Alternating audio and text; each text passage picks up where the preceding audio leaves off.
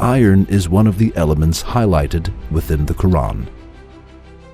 There is even a chapter named Al-Hadid, which means iron. The following is stated in verse 25 of the chapter of Al-Hadid. And we also sent down iron, in which there lies great force, and which has many uses for mankind. The word anzalna, used for the formation of iron in the verse, means we sent down. However, what we know is that the iron is dug out from the underground.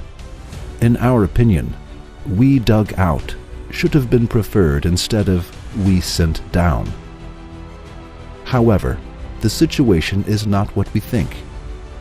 With the expression we sent down in the verse, a very important scientific miracle is pointed out. It is as follows. For the formation of the mineral of iron, a certain temperature is needed. This necessary temperature exists neither in the earth nor in the sun. The sun has a surface temperature of 6,000 degrees Celsius and a core temperature of approximately 15 million degrees. However, this temperature is inadequate for the formation of iron. Iron can only be produced in stars much larger than the sun, where the temperature reaches a few 100 million degrees. When the amount of iron exceeds a certain level in stars, called a nova or a supernova, the star can no longer accommodate it, and it eventually explodes. These explosions make it possible for iron to be dispersed into space. All astronomic discoveries have put forth that the mineral of iron comes from huge stars from outer space. Not only the iron in the Earth, but also the iron in our solar system is acquired from outer space. For as we have stated before, the temperature of the sun is not enough for the formation of the iron mineral. What is understood from all above is that the mineral of iron is not formed in the Earth, but sent down by being carried away from supernovas, just as it is stated in the verse.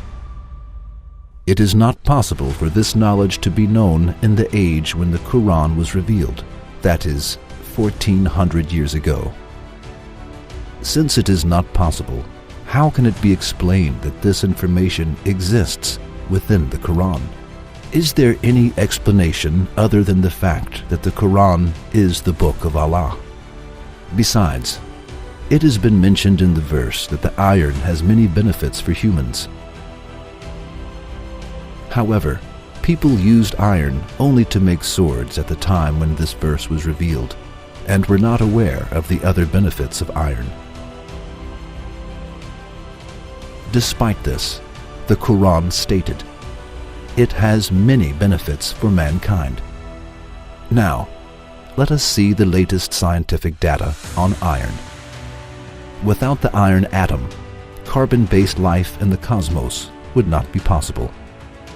That is, there would be no supernovae, no heating of the primitive Earth, no atmosphere, and no hydrosphere. There would be no protective magnetic field, no Van Allen radiation belts, no ozone layer, no metal to make hemoglobin in human blood, no metal to tame the reactivity of oxygen, and no oxidative metabolism. It is very significant and wise that attention is attracted to iron, particularly that the following is stated about it. Iron in which there lies great force, and which has many uses for mankind. Along with what we have mentioned above, there is one more secret in this verse. It is as follows. The verse that mentions iron is verse 25 of the chapter of Al-Hadid. This verse contains two rather interesting mathematical codes. Al-Hadid is the 57th chapter within the Quran. When the word is uttered with the definite article al, the, as Al-Hadid in Arabic, the sum of the abjad value, numerological value, of its letters is also 57. The numerological value of the word hadid alone, without the definite article, is 26. And 26 is the atomic number for iron. That is, when we utter it as al-hadid, its numerological value is 57, which is the number of the chapter within the Quran. When we utter it as hadid, its numerological value is 26, which is the atomic number of iron. Now, let us think justly.